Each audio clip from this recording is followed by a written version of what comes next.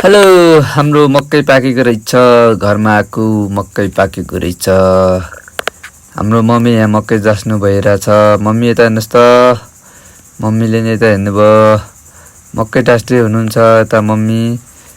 यता चाहिँ हाम्रो पवन सर हुनुहुन्छ। पवन सर के छ खबर भनेको पवन सर त गर्छ।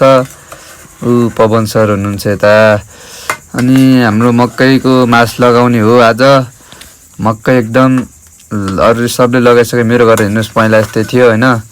अहिले मेरो घर अब कस्तो छ तपाईँहरू हेर्न सक्नुहुने छ। मेरो घर पुरानो यस्तै थियो, कलर लगाएको दसैँको बेला। हाम्रो यहाँ अब मकैको मास पनि लगाइदियो। दाजु दिनुहुन्छ यता, मम्मी चाहिँ छुट्याउँदै हुनुहुन्छ, भाउजू चाहिँ उता काम गर्दै हुनुहुन्छ। यहाँ हाम्रो घरमा टक्क मकैको मास पनि लगायो। यहाँ सिङ्गभजा चाहिँ मास लगाउनुहुन्छ। हेर्नुहोस्, यहाँ बुवा चाहिँ काम गरिरहनु भयो। यहाँ फोहोर भयो भनेर यहाँ काम गरिरहनु भइरहेछ। एकदम सफा घर चिटिक्क बनाउनु पऱ्यो भनेर सफा गर्नुहुन्छ। दसैँको दिनमा हेर्नुहोस् गाइस, मेरो घर यो कलर सलर लगाएर मेरो घर चिटिक्क बनाइएको छ।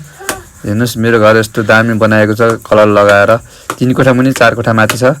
दामी भइरहेछ कलर लगाएको, 2टा कलर। अनि त्यसपछि कलर पनि लगायो फाइनली। हेर्नुहोस् गाउँघरमा यस्तो रमाइलो छ। हाम्रो कर्णाल नदी पनि देखिएको रहेछ। त्यो भएर हाम्रो कर्णाल नदीको नि यसो भिडियो बनाऊ, जुम गरौँ भनेर हाम्रो कर्णाल नदीको नि जुम गरेको। अनि यसो हेर्नुहोस् जुम पनि गरियो। अनि तल कर्णाल नदी पनि हेऱ्यो। त्यो कर्णाल नदीभन्दा सिधा माथिको भिडको टुप्पामा हेर्नु एउटा खेत छ। त्यो खेतमा मेरो जग्गा छ हेर्नुहोस्। त्यता बुवा बस्नुहुन्छ, हामी चाहिँ घरमा हो। त्यो हेर्नुहोस् हेर्नु छ, त्यता हाम्रो घर छ।